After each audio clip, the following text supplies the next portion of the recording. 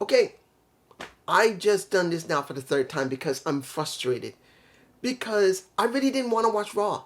After what I found out last week, that we had our tournament that's supposed to be groundbreaking, that's supposed to crown a new world champion, meant nothing. Because they got it all done in 1 week. One fucking week. 1 week. If anybody liked it, that floats your boat, happy for you. But someone like me, and it's not because I review wrestling, it's because I love wrestling. It doesn't matter if it's coming from WWE. It doesn't matter if it comes from AEW. It doesn't matter if it comes from Impact Wrestling. If I was to do MLW, I would do that as well. GCW, I still think is garbage still because they have not booked themselves very well and they still haven't done very good camera work. And I know people love it because of the brutality of it, but I'm being honest. Niche is like ECW. ECW got buried because it was too niche. But let's be honest here. WWE is not supposed to be a niche. But this is so predictable. Look, what did we get in the beginning of the show? We got a long, lengthy promo segment. Was it good with the Judgment Day? I guess. Was it good for what Sammy and Kevin did? Yes. I understand why they did it because they're setting up for the next 2 weeks. Seeing the Judgment Day come out, did it actually mean anything? No. And I know people are going to say, well, what about the end of the show? And I'm talking about it right now. Yes, Judgment Day did win because they had to have Imperium interfere. And you got basically with one little person helping, and that was Xavier Woods due to the fact of interference from everybody else. Still, what did it mean? Nothing. Judgment Day is not going to get very far until after Roman and Solo is going to have their moment. Because they're not going to win the titles here. If they actually win the titles before the 2 weeks, I'll be saying, well, it's something new, especially from Vince. But guess what? It makes no damn sense that they're trying to make it mean something for the Judgment, well, not the Judgment Day, but for the Bloodline and also the Judgment Day. Because what do they get out of it? Yeah, they get the titles, but it doesn't mean they gain anything. I'm just didn't care. And it's sad. Now, our first match between The Miz and Nakamura. What does this really give Nakamura? Miz gay Nakamura might have been kind of interesting, but it would have been ironic from Vince. But to be honest, at this point, seeing him beat Miz, it's over. But will it be over? I don't think so. Unless you're going to finally have Karrion Kross do something. But Karrion Kross, isn't he on SmackDown? Or is he a free agent? As far as I know, he's on SmackDown. I don't remember if he's in the free agency. I think he's SmackDown. So you had something there, but then Shinsuke's on Raw now. So you got nothing there. Now next, the Battle Royal, which I know people would say, wait, you see Gunther got a Battle Royal heading into Night of Champions. Ain't it great? It would be great. But who won it? I know there might be a chance that just Alex is going to be happy. I'm sure JD will probably be happy.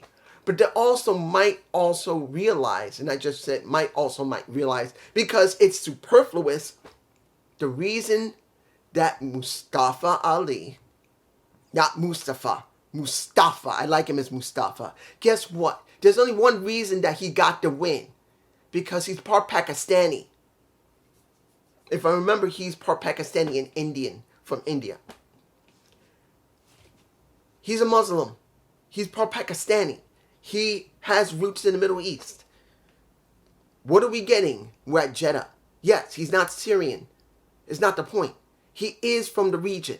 So they rather have someone from the region get a shot at the damn title. You couldn't use Bronson Reed. No. You couldn't throw Xavier Woods a bone again. Next to what happened with Dom, and I'll get to that in a minute. You couldn't throw Xavier Woods at it again and make it mean something. No. You couldn't use Bronson Reed. No. You couldn't use Matt Riddle. No. You couldn't use someone else that could gain something, like an NXT, someone from NXT right now. Like, I know, I'm pushing it, but Von Wagner or JD McDonough, who had a decent vid pack. or anyone else. No, it was Mustafa Ali, or Mustafa. Bullshit. Mustafa Ali. He wins it. Someone who is from the region because he's Arabic. Not saying he wasn't born in America or didn't go to America and he's not American, but you get that point. He is a Arabic person. It doesn't matter what country he's from. They would like to see one of their own. Really? And let's move on to Xavier Woods versus Dom. He already lost once to Dom because Mommy got in the way. And who doesn't love Mommy? Yeah, she got the broad shoulders, but she's still a damn good looking woman. Even with broad shoulders and having cock diesel. Look. She got this. She'll rip your head off if you piss her off enough. She's strong enough to be able to lift enough weight to bust you in the face before you realize it. But the point is, last match, he lost. Now, I'm glad it isn't the same thing like 50-50 booking. But here's the thing. You're actually doing something with Xavier Woods. Why does it have to be him? Couldn't it have been Madcap Moss? Couldn't it have been somebody else you know? Isn't that important? Xavier Woods is a multi-time tag team champion. And he can't get the job done. In singles. No matter how good he is. He can't get the job done. And we all know that Austin Creed, the actual guy Austin, has played video games where he's coming down to become a world champion or tag champion or an Intercontinental US champion. It feels good to see him finally get a moment where it's not about Kofi with him. It's not about Big E with him. It's just him. Something he deserves. Something that he should have already gotten a while ago. Because he is an underrated talent. He can talk. He has the look. He has the attitude. He can work a match very well. And to a certain extent be a ring general. But no. Again, he loses to Dom. Which is good for Dom. But then not great for him. And I don't have a good feeling for him anyway.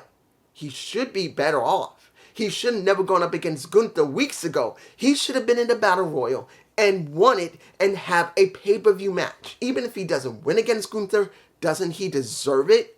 Gunther. Ugh. Did I care about the Becky Lynch segment? It was done well. But do I care about the feud? No. Because I don't buy a Trish Stratus as a heel. Not because she can't play a heel. It feels like she doesn't really care about being a heel. She doesn't. I'm sorry, guys. I'm not saying Trish is one of the greatest heels that ever been. I've seen a couple of times in the past when she was still working, when I could watch whatever show she was on. But I'm going to tell you the truth. It's not about that she can't play a good heel or good face. It's the point she looks like she doesn't really care. She doesn't act like she cares. It's not that she can't do it. She doesn't care. That's what it feels like. And many people will say, well, she can't act for nothing. Booker T loves her. He wants to put his dick between her legs. So does Xavier Woods. It's not the point. And I know there's going to be people that's going to be below this saying, well, you know how Booker T loves her. That's his girl. And Xavier Woods, who cares? I'm looking for what it is. I've seen her before. When she's really into it, she's not perfect, but she does sell it. At least enough to make it interesting. She's not even doing it here. And then you look at when it comes to Rhea Ripley and Natalya. Do I actually buy Natalya? No. If anybody remembers months ago, before Just Alex said anything, before JD said anything, I told you, early January, you could see something was going on the main roster, particularly when you see a Natalya dress. When she first came back, around January to February, I say around mid-January, I believe, she started dressing overly sexy, and she kept the same clothes, wearing all black, high heels, titties here. Before anybody knew it. Natalya would do what Vince tells her to do, or suggest her to do. because, as we already know, it's not about Natalya can't be just plain dressed. She's also a horny, sexy woman. Well, to an extent, she plays a horny, sexy woman. And if you've seen her channel with her sister, she's over-sexualized anyway. So she doesn't really have a problem showing a lot of tits and ass, which is not a bad thing. But in the end, you could see it. If they tell her to be more restrictive, like a Triple H would, because he would want her to do more work in the ring, she's done it. But when Vince is there, all the titties and ass is out. And look what she's wearing, all black again, showing a lot of cleavage. What does that tell you?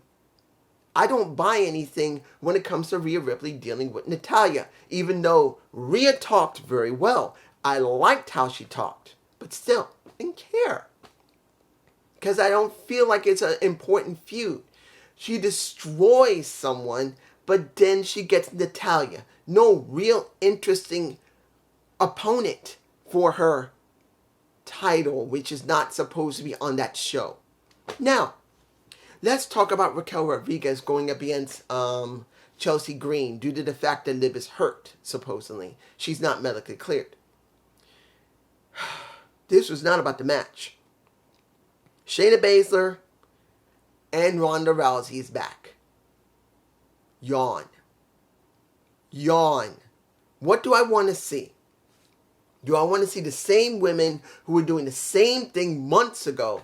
Or do I actually want to see these same two women actually have a feud against each other? I want to see a Shayna Baszler, the Queen of Spades, go up against the baddest woman on the planet, who both know each other. They're great friends in real life. They actually have, I believe, they actually went in the ring with each other in MMA when they used to do UFC. I think in real life. I could be wrong, but I might be right. I think they actually faced each other at least once when they're in the UFC.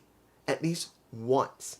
Two women who have history that should go up against one another. Nope. They want to face others. It's boring. Boring. Do I actually believe anything great is going to come from it? No. Because we're going to see the same thing. The Cody segment. Did I care? At this point, it's done all right. Kind of like with Becky Lynch. But do I care? No. No, because of how they booked Brock Lesnar. How do I care about Brock Lesnar when they won't explain why Brock wanted to destroy someone? They say it's because he started the show. That's bull. It doesn't work. It doesn't work. And after he got beat, I should have remembered they weren't going to end it. And then once Cody got beat up and he says, I want to fight. What type of fight? I don't remember hearing what type of fight they're going to have. Is it going to be a stipulated fight where it could be in a cell? Is it going to be a no disqualification match? Is it going to be a no DQ match? Is it a false count anywhere match? Could it be an unsanctioned match where both these guys could go all out and really beat the crap out of each other? Nothing yet. As far as I know, I admit I wasn't really paying a huge attention to his promo and I didn't really hear anything about it. As far as I know, there isn't anything, but still, you guys tell me below. Tell me. Is there anything special about the match other than a regular match saying they want to fight? Unless they're going to beat each other up before they even start the match and then afterward like they did already, like Cody did in the match before. That's the only thing that's going to be, well, basically different unless Brock does it before Cody does. I'm just saying. Elin Cher is the only thing I cared about. Elis, I believe Elis Cher, I can't pronounce it. Elin Cher. Did I care about Sanja and Veer? Yes. It is good to see they were booked like monsters. They were not booked like jokes. And seeing that it is Jinder who is their manager, he's not making it about Americans always make us Indians look like stupid people. No. They're just going to go and they're dominant because this is their show. I'm alright with that. I'm alright having a Jinder Mahal as their manager at this time as long as they don't make it about Jinder. Elin Cher. I'm fine with that. What else? That's it. If there's anything else, I know I'm forgetting something. I don't really care. I don't feel anything here. This is Vince booking. Mustafa Ali winning a freaking battle royal is the most telegraphed thing that you see. Look, no one says you shouldn't cater to the crowd you're with. But come on, you've done it every single year. Whoever was from the Arab nations, they always got a shot at someone, which sucks for the American fans. Yeah, it makes the people of Jeddah happy, but do they gain anything from it? You actually believe Mustafa Ali is going to beat a Gunther from Imperium? Bullshit. I don't buy it, and I don't want to buy it. I'm just saying it. This is my review. If you think it sucks, I'm sorry. This is what I've been given. If you say, dude, what is wrong with you? This show was great. More power to you. Enjoy your show. Me, it feels like a Vince McMahon booking with a little bit of Triple H sprinkled in, like Elin Scher, a little bit JD McDonough, a little bit of Apollo Crews talking, which I don't believe he's going to get anywhere either. It was in that way. I don't care because it doesn't feel like good booking. We have no tournament for the Raw World title. No tournament. A 1 week tournament with four triple threats and only 2 singles matches that should have stretched from last week to the last week, which they could have easily filmed this week an extra show and next week an extra show. Before they even get there, they're just being lazy. Peace.